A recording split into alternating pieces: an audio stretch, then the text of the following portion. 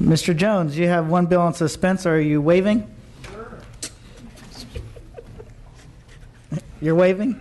The suspense presentation? Yeah. Thank you so much.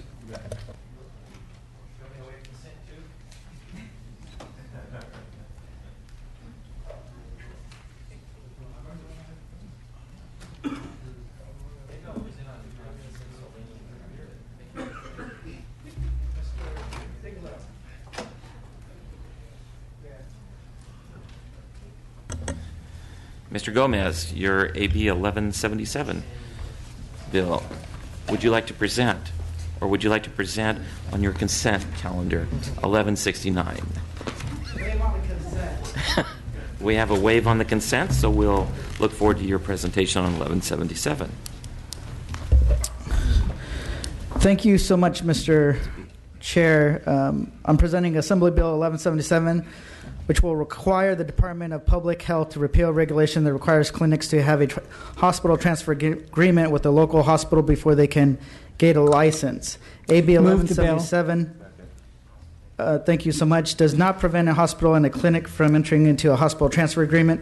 AB 1177 gives Californians opportunity to access reproductive care and other services that they deserve. Finally, I'm continuing to work with groups over their concerns as the bill moves through the legislative process. I ask for your aye vote, and I have Christina Romero with Planned Parenthood to speak on behalf of the bill. Witnesses in court. Good morning. Christina Romero, Planned Parenthood Affiliates of California. This bill is a priority for us. Hospital transfer agreements have ended up working as barriers in the past for us, and we're asking you to support the bill and support women's health in general. Any witnesses in opposition? Witnesses from the audience in support? Witnesses in opposition? Department of Finance? No file, Mr. Chair. Questions from members? Yes, Mr. Gallagher. Just a comment. I know this isn't a policy committee, but I really think this is a bad policy to be blanketly waiving this requirement. These are important health requirements. I actually have a hospital in my district right now that cannot open a new emergency room that was built because DPH hasn't gone through its process. And that'd be great if I could just waive the requirements for that hospital. I'd love to do that. But there's a process set in place, and it's set in place to help ensure the safety of patients that are going to go into that hospital. And it seems to me like we're making a special path here for one industry, one group, and I don't think it's in the best interests of women's health at all, because the whole reason to have these transfer agreements is to ensure that there's a safety net in the case that a woman's life is in jeopardy and needs to be transferred to a hospital. So I can't support this bill. I won't be supporting it going forward. And I think we should really think about this. We're continuing to make special provisions for a certain group. We all know what group that is. Point of order. We'll just allow. Finish your comments, please. We're making special provisions here, and it's bad policy. We should really be thinking about that going forward. Any other comments from members? If not, you're out. Your bill is out with a B roll call. Thank you, Mr. Gomez. Thank you so much. Appreciate it. If any of the offices are listening right now, we're looking for authors. If we could have Mr. Calderon or Mr. Chow, Ms. Bonilla, Mr. Dababny, Mr. Daly, Mr. Gibson, Ms. Gonzalez, Mr. Williams, I believe. Yeah. Any of those would help us get more of these bills cleared today. So if you could help your members come down, we'd appreciate it.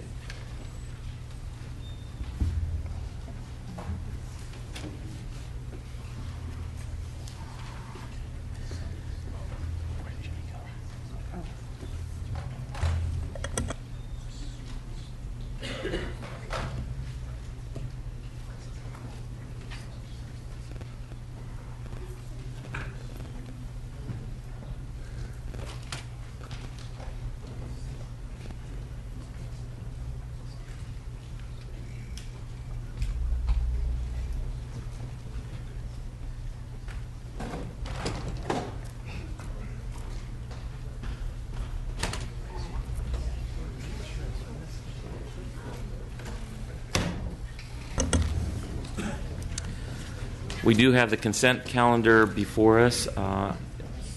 Does anyone have any items they wish to pull? If not, the chair would entertain a motion. So moved.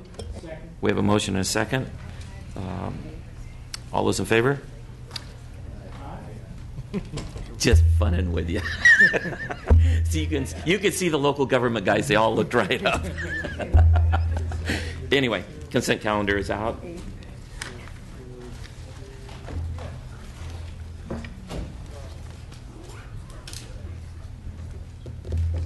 Mr. Williams, you're here. This is great. And the chairman's Whenever you guys say that there's no authors, then I come down and there's like 10. But I'm relieved to be the first one here. AB 969 clarifies current law and allows a California community college district to remove, suspend, or expel a student for conduct. Mr. Williams, just a second. Just want to clarify that the consent calendar is out on an A roll call. Thank you so much. Please continue. Thank you, Mr. Chair. To remove, suspend, or expel a student for conduct that threatens the safety of students and the public, whether that occurs on or off campus. We believe that current law allows them to do it off campus if it involves students, but the problem is the community college, some of the colleges don't believe that, so we are clarifying that they can. Move the bill. About 70% of rape and sexual assault victimizations occur either at the victim's home or at the home of another known person. This would also require a transfer student to disclose whether they were dismissed previously from an institution for campus sexual assault, and it would direct a local CCD governing board to hold a hearing to determine whether to enroll a student who has been suspended or expelled from another CCD for sexual assault. I ask for your aye vote.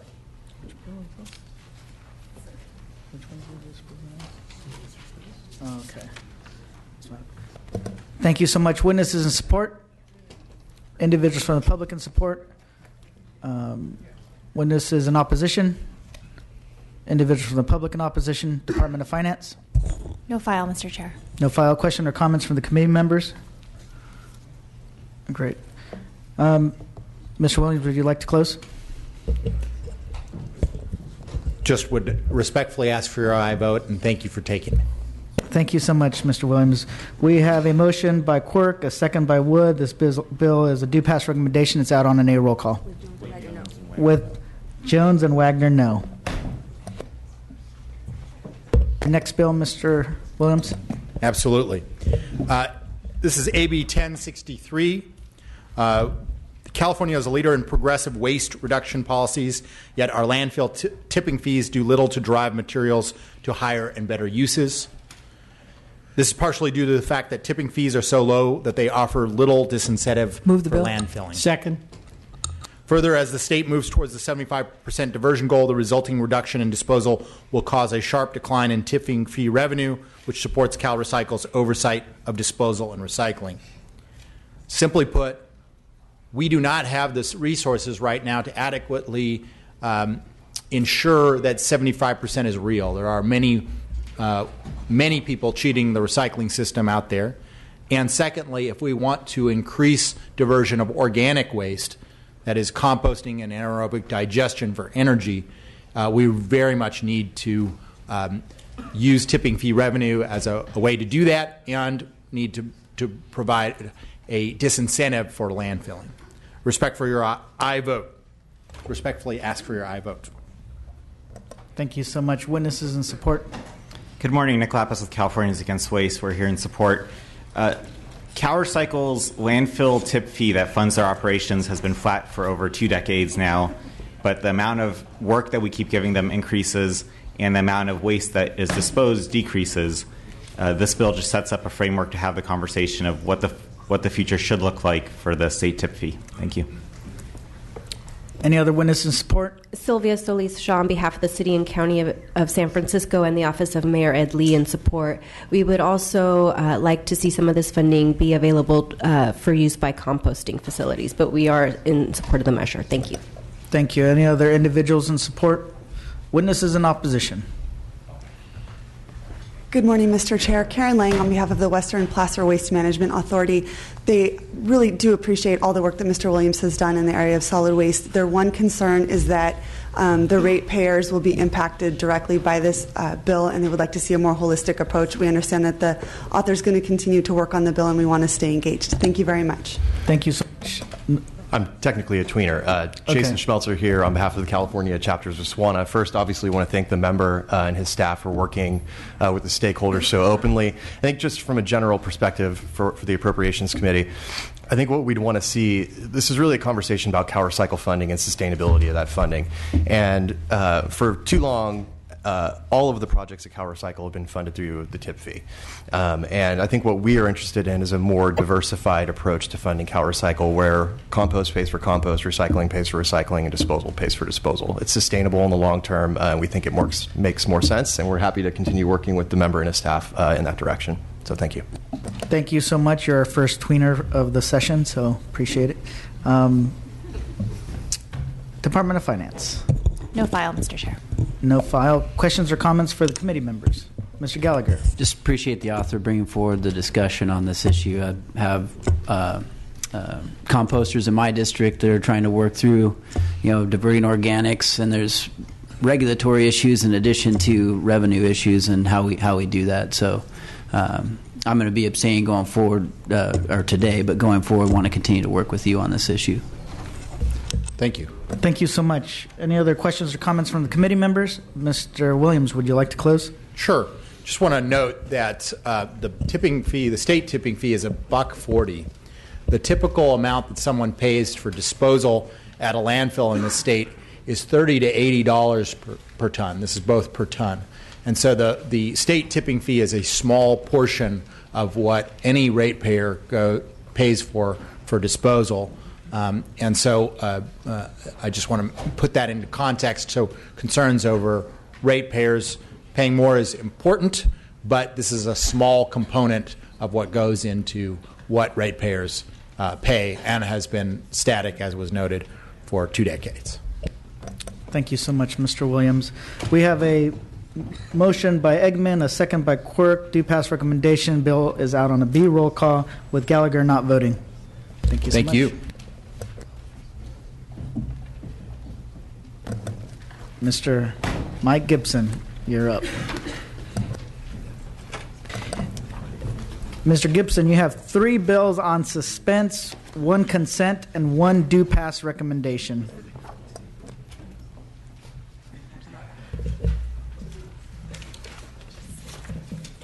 Thank you very much, Mr. Chairman and members. Thank you for giving me this opportunity to present Assembly Bill 1228. Move the bill. I ask for an aye vote. Thank you so much. Witnesses in support. Individuals from the public in support. Witnesses in opposition. Individuals from the public in opposition. Department of Finance. No file. No file. Questions or comments from the committee members? Seeing none, would you like to close, Mr. Gibson? Just respectfully ask for an aye vote. Thank you. Thank you so much. We have a second from Chang, a motion by Chang, a second by Quirk. Do pass out on an A roll call with Jones a no.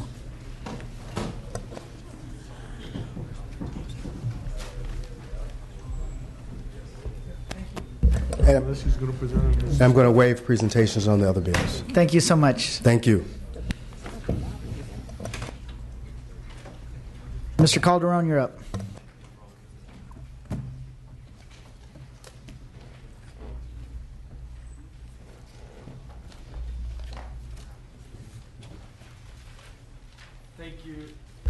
Thank you, Mr. Chair and members. I have 2 bills, one on suspense, waiving presentation on suspense. I'm going to be presenting AB 332. Currently, California does not have a sustainable option for seniors and people with cognitive and physical disabilities to obtain the affordable long-term care services that they need. With the number of citizens 65 or older projected to increase to almost 9 million by 2030, about 18% of the expected population, California needs to be able to provide long-term care solutions to support the needs of our state's most vulnerable population. in light of the motion in the second, I'm going to yield the rest of my time to my witnesses, Mr. Michael Bolden of SEIU, and if he's here, Gary Passmore with the Congress of California Seniors. Thank you so much. Your Good witness. morning, Mr. Chair and members. Michael Bolden on behalf of the Service Employees International Union. Out of respect for the committee's time and hearing a first and a second, we just respectfully ask for an aye vote. Thank you. Thank you, Mr. Bolin. Any other witnesses in support? Individuals from the public in support? I'm here. Mike Montgomery, Congress of California Seniors. Mr. Passmore is supporting it. I'm supporting it. We support it. Thank you so much. Witnesses in opposition? Individuals from the public in opposition? Department of Finance. We note that the Department of Insurance estimates this bill would have a 2-year fiscal impact to the insurance fund of about $230,000, and also note that the bill permits the insurance commissioner to seek private funds to pay for the task force. Thank you so much. Questions or comments from the committee members? Seeing none, Mr. Calderon, would you like to close? Thank you, and ask for your aye vote. Thank you so much. We have a motion by Quirk, a second by Eggman. Do pass. Bills out on a B. Roll call. Thank you.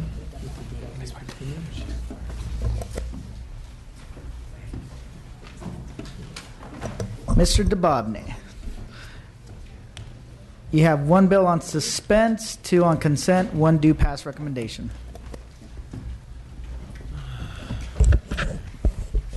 Good afternoon, Mr. Chair, members of the committee. I'm here today to present AB 1358, which is a straightforward bill to authorize and extend design build authority for school districts on projects over $1 million until the year 2025. This delivery method leads to accelerated project completion, cost containment, reduction of construction complexity, and reduced risk of cost overruns for school districts. Last year, with bipartisan support in both houses, the legislature passed and the governor signed SB 785 by Senator Wolk, which overhauled the design-build process for state and local agencies. This bill is directly modeled on the Wolk legislation and applies provisions similar to SB 785 to school districts. It is important to note that this bill does not require school districts to utilize design build, nor does it touch traditional design, bid, build processes.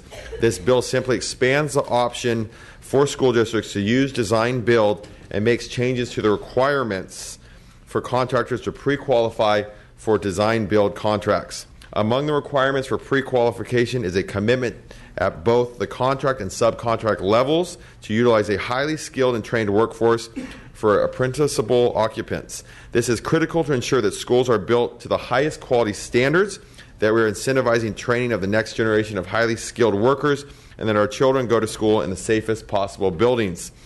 Committee analysis indicated there should be no direct costs, and that in fact the bill could save money as the design build process is voluntary and would be utilized upon determining a potential cost at the time of savings.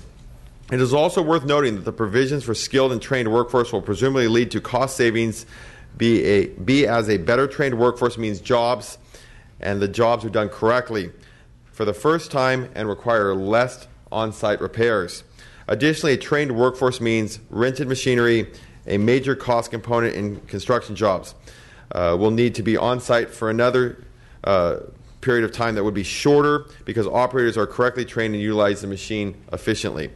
I have today with me Cesar Diaz of the State Building and Construction Trades Council, and I'd like to give him the opportunity to speak on behalf of the bill. Witness. Thank you, Mr. Chair. Members, Cesar Diaz on behalf of the State Building and Construction Trades Council. I'll be brief. The design build statutes have a history of bringing together parties in negotiations.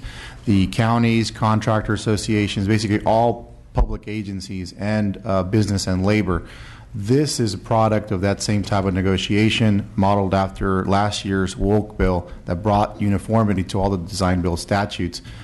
This includes the schools. It's an option. We believe it's a great bill. It'll allow all contractors that are bidding on public works projects in general to look at all the design build statutes and know how to bid them correctly. For those reasons, we ask for your support. Thank you so much. Next. Yeah, Mr. Chairman and members, Dave Ackerman representing the Associated General Contractors. We were the sponsor of Senate Bill 785 by Senator Wolk last year, and this does conform school construction design build to that model legislation. It gives contractors the ability to have a single process now that we use with design build for virtually all public agencies. We recommend your aye vote. Thank you so much. Any other witnesses in support? Individuals from the public in support. Witnesses in opposition. Individuals from the public in opposition. Department of Finance. No file, Mr. Chair. No file. Questions or comments from the committee members? Seeing none, Mr. Dababneh, would you like to close? I just respectfully ask for your vote.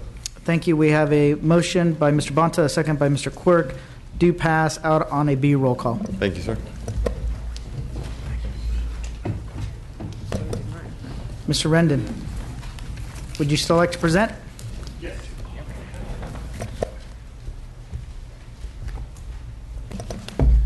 Mr. Rendon would like to present on a suspense item. Thank you, Mr. Chair. I'll be brief. No judgment. Thank you, Mr. Chair. AB 530 will kickstart the restoration of the lower Los Angeles River with state and local agencies working together to develop a revitalization plan for the lower river. The City of Los Angeles has provided strong leadership in developing a revitalization plan for the upper LA River. It's time for the lower river to catch up, and AB 530 helps Southeast LA communities to do just that.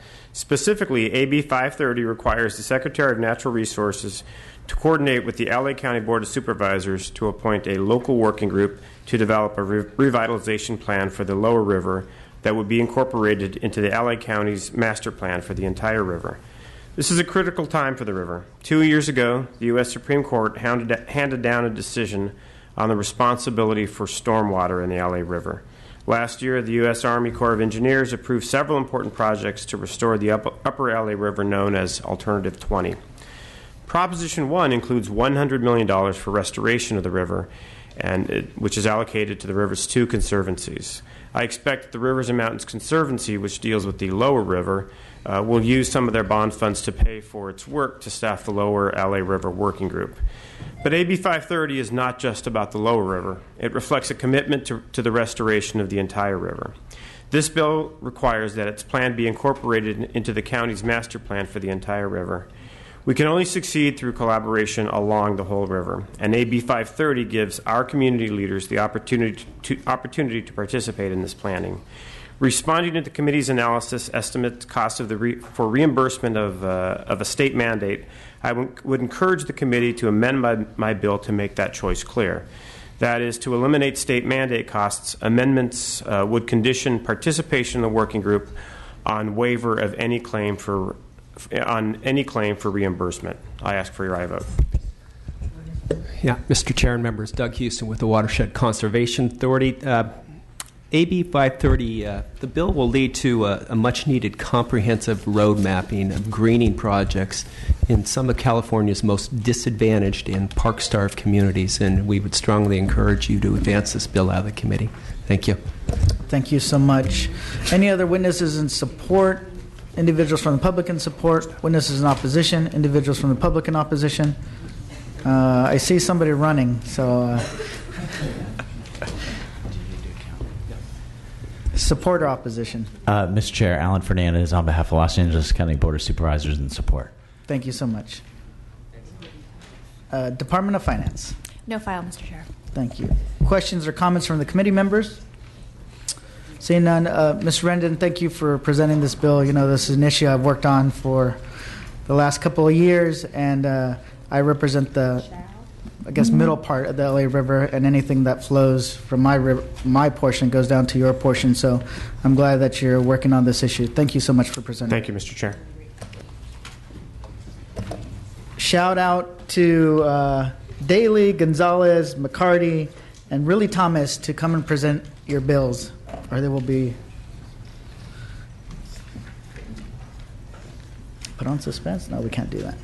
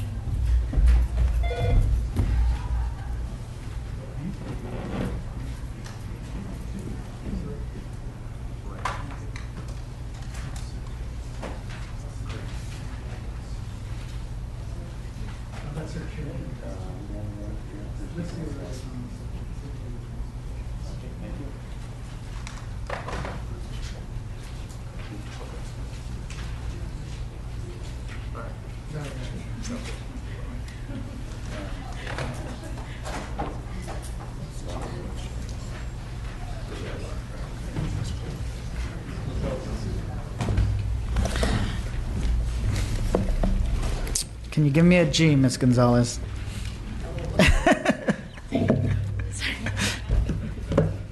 I don't know about a J, though. All right. Work. Are we ready? We're ready.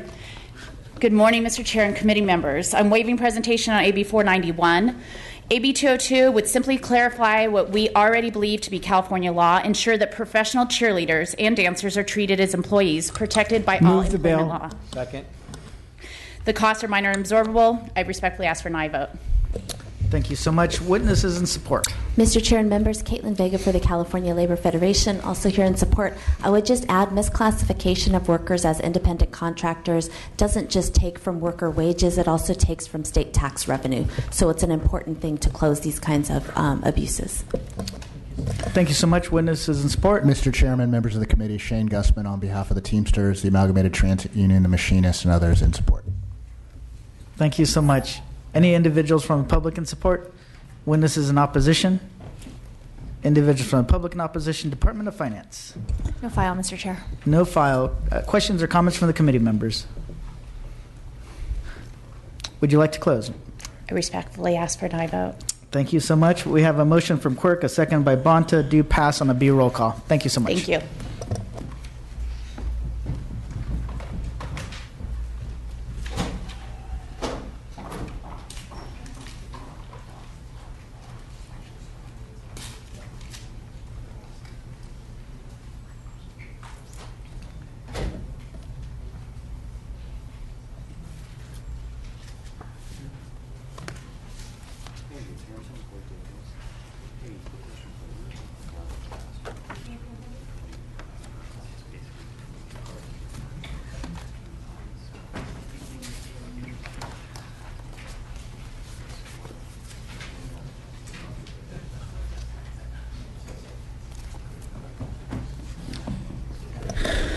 So it is my pleasure to present AB 466 by Mr. McCarty.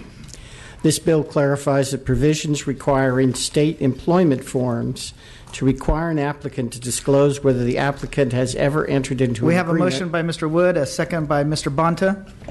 with the state prohibiting the applicant from seeking or accepting any subsequent employment with the state do not apply if the agreement only prohibits the applicant from seeking employment with a particular state agency and not all state employment.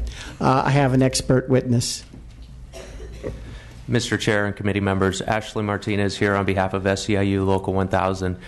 We represent 95,000 state employees across California. We believe this bill just simply clarifies intent from a bill that was passed last year, SB 1240, and we believe it has minor costs, if any, to update state employee application forms. We ask for your support. Thank you. Thank you so much. Any other witnesses in support?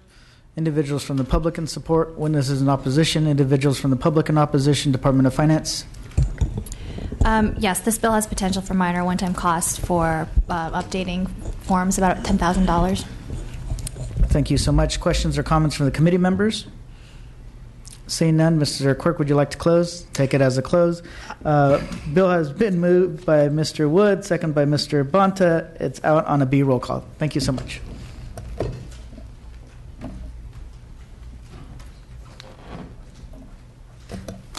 Mr. Quirk, you're going to be presenting on behalf of Mr. Ridley Thomas.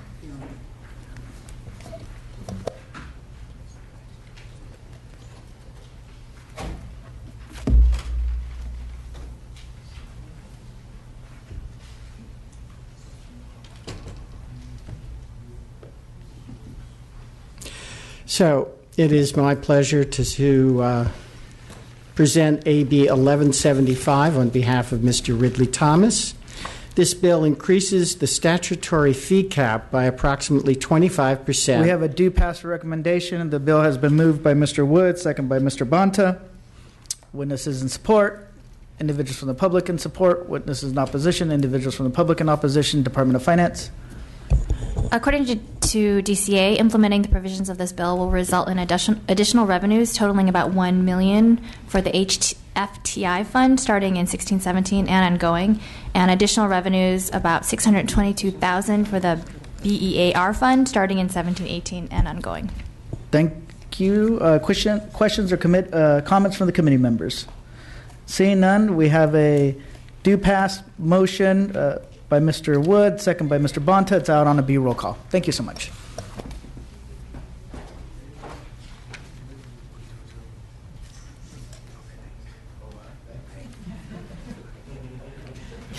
You did a good job, Mr. Willie Thomas.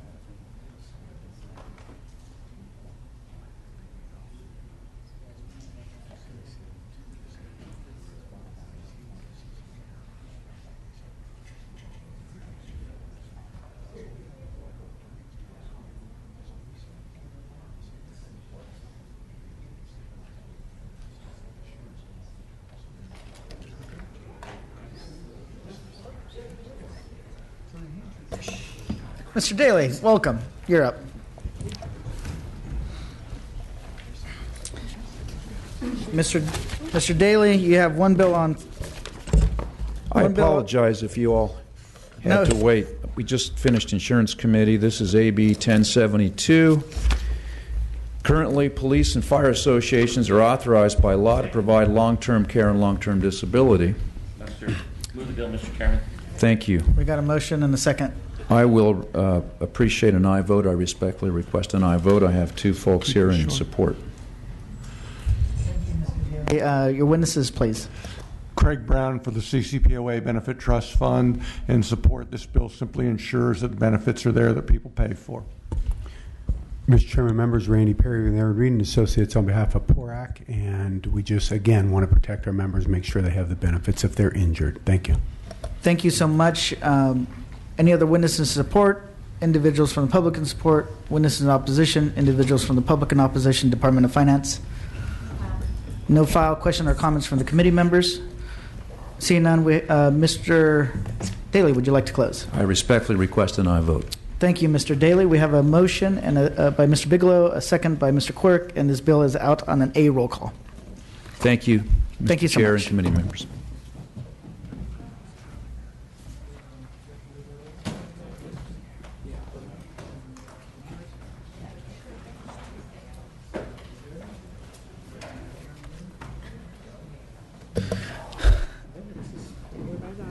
Everybody's on. The meeting is adjourned.